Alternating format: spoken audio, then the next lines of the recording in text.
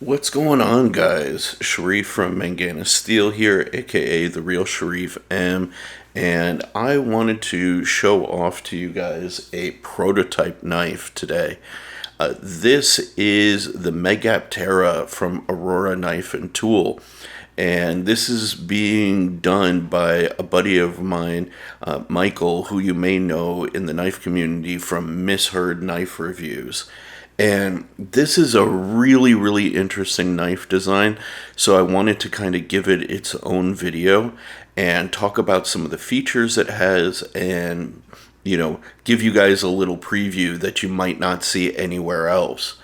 So, a little bit of background behind Michael and Misheard Knife Reviews. He's been doing some merch and stuff like this.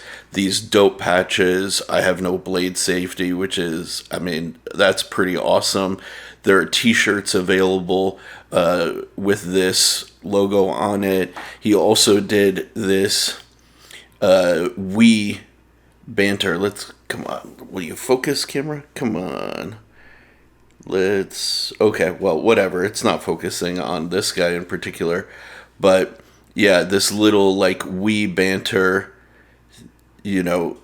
patch, which is super awesome. I'm such a big fan of this little patch right here.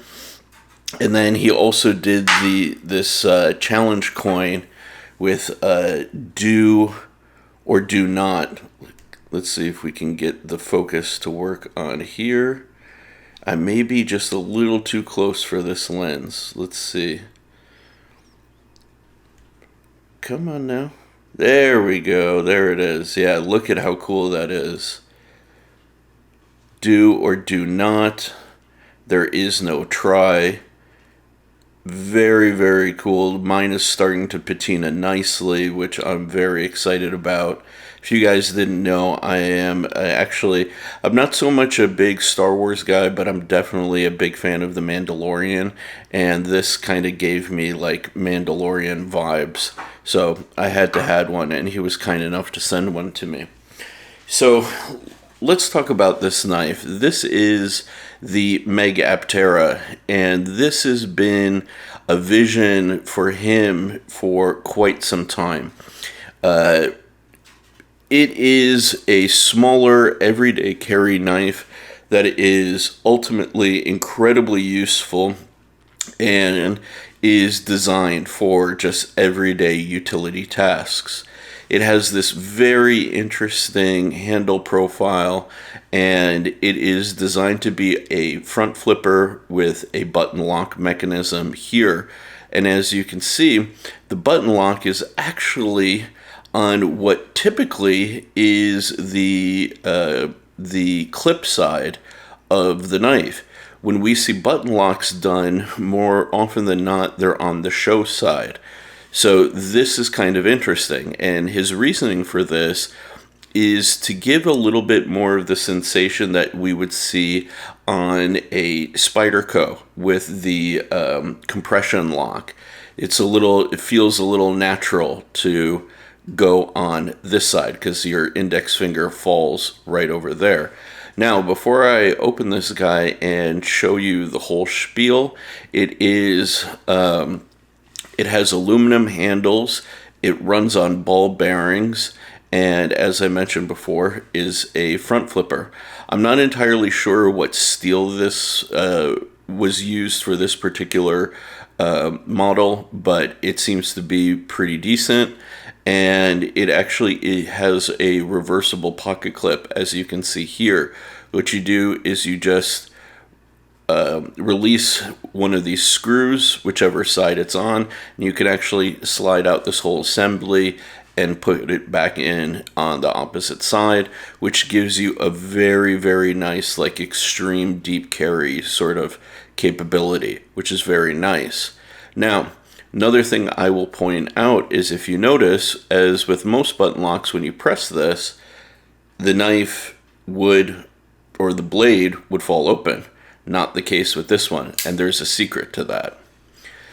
So this is the whole guy opened up, and it is a very, very cool, almost futuristic looking knife, which I really appreciate. the nice red aluminum scales give a beautiful contrast to the polished look of the blade, which I really like. And here it is on the clip side of the knife.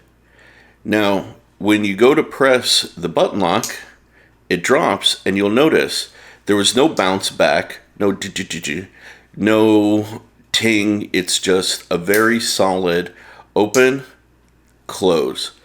And that is for a very specific reason.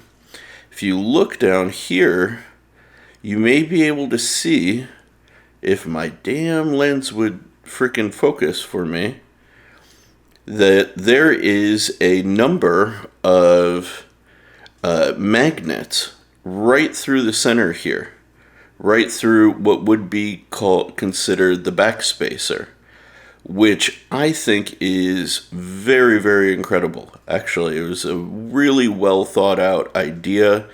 We discussed this kind of early on, and I believe he ended up consulting with Winter Blade Co., who is like the magnet expert, to execute that and get this, you know, really, really nice result that we have here now. The real advantage to that is, in particularly for like such a small knife, usually you would have, again, that blade bounce back that I personally hate, but he eliminated that completely. Plus, the magnets give a really, really solid feel to the detent, so to speak. Sometimes button lock detents are not so nice. However, this one just feels rock solid, and it just fires out with authority and closes with absolute authority. This is actually quite a fidgetable knife and is really like a pleasure to use on the daily. I'm not gonna lie. Now, some of the things to take into consideration with the design. For me, the optimal sort of handle or grip position is actually a pinch grip. This is, okay, let me sort of like put this in context for the size of this knife. If you guys are familiar with the GRAZIOSO, like the GRAZIOSO looks borderline monstrous next to this. I'm not doing like a true top-down view, but this should give you an idea. There is literally probably at least an inch from the tip here to the GRAZIOSO's tip if we line up the backs of the knives, right? And there you can see the magnets working to pull them together. So yeah, if you look at these two guys really like side by side, the Megaptera is supposed to be a smaller knife and makes it sit in the pocket very cleanly, kind of just disappears, if I'm 100% honest, and it really just kind of like tucks away.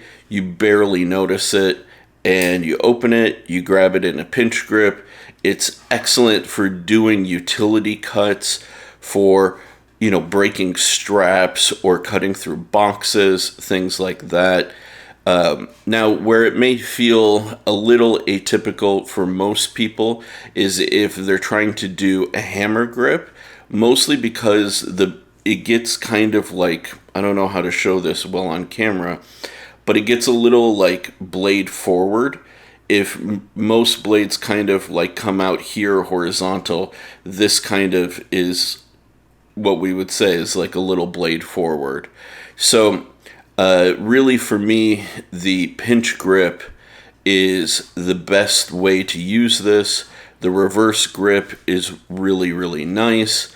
I don't really consider this to be like an ice pick grip kind of style knife, even though it is very like usable in that way. And I don't know, it just, the way it's designed, the way it works, just makes me want to use this for utility cuts just like that. And honestly, I think that's really what it's optimized for. This flat section here just nestles into the palm perfectly. My index finger gets out right on top of the tip. I have absolute control over what that tip is doing, and I can actually get really, really precise with it. So for me, this is, you know, honestly one of the best utility EDC knife designs that I've actually seen in terms of execution. It just boom, boom. You know, there's no thinking about it, and then you just close it and you can toss it into your pocket, snap it open, okay, open up, slice open a box, all right, I'm good, done, slide it into my pocket again.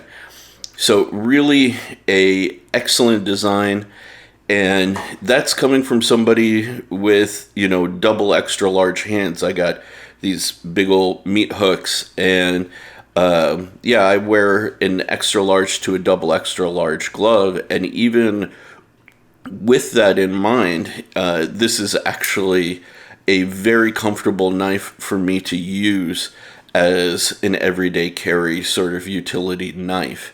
So, man, like, hit him up, follow him up on Instagram, Aurora Knife and Tool, Misheard Knife Reviews. This is one that I'm definitely excited to see him come out with.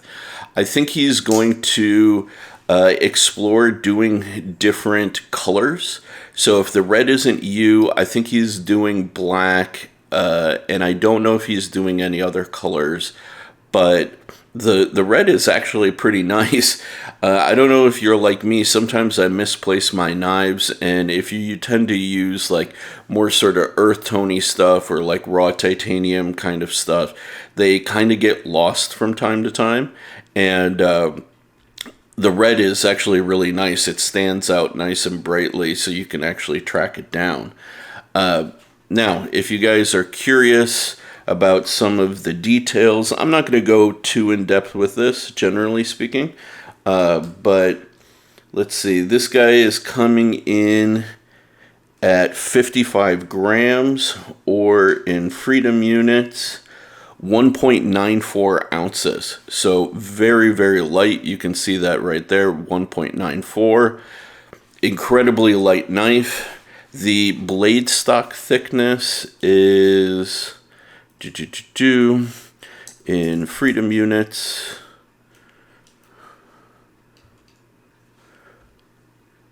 0.1170. Oh man, I hate this lens sometimes. 0.1170, right about there. Let's take the measurement. Yeah, we want to make sure we get the measurement back here before the taper. So 0.1160. Let's see that. Yeah, 0.1160 is what that's coming in at. So right around 0.1170, 0.1160 is where the blade stock thickness is. And let's see, if you look at it here, it stays fairly robust like the whole way through, then tapers down here at the tip, and you have this sort of Warncliffe reverse Tonto hybrid profile. So yeah, I think that covers most of it. Overall length, I don't really know. I don't have anything offhand to measure overall length, but let's see, maybe we can kind of take this guy here. Closed length, including the flipper. Oh, those magnets are fun. I've always been a huge fan of magnets.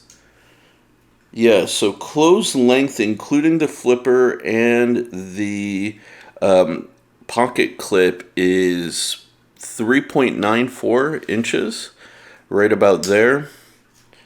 And blade length, Let's see.